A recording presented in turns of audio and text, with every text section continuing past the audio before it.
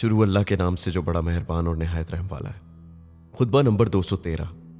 मैं गवाही देता हूं कि खुदा आदिल है, उसने हमेशा इंसाफ किया है और ऐसा हाकिम है जिसने हक को बातिल से अलग कर दिया है। और गवाही देता हूं कि मोहम्मद मुस्तफ़ा सल्लल्लाहु अलैहि वसल्लम इसके बंदे और रसूल हैं, इसके सब बंदों के सरदार हैं। जब भी खुदा ने इंसान को दो नस्लों में तकसीम किया तो उन्हें बेहतरीन नस्ल में करार दिया।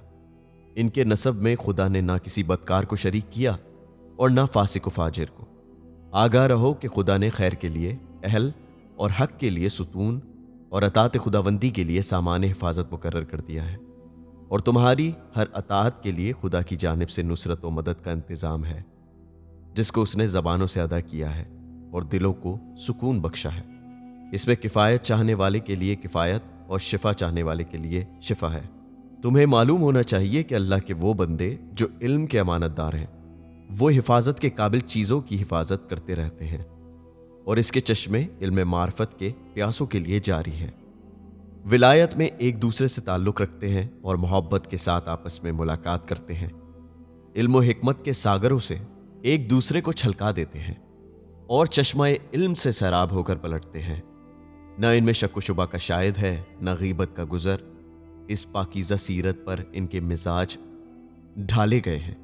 इसी मयार पर वो बाहम मोहब्बत रखते हैं और मिलते जुलते हैं।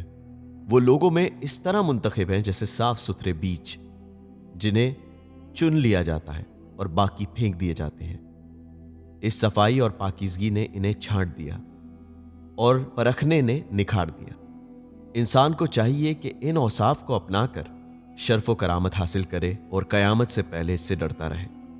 चाहिए कि ज़िंदगी के मुख्तसर दिनों और इस घर के थोड़े से क़याम में अपनी असली मंजिल पर नज़र रखे कि यहाँ से मंजिल बदलना है, लिहाजा जहाँ पलट कर जाना है और जहाँ जहाँ से गुजरना है, इसके लिए नेक अमाल कर ले।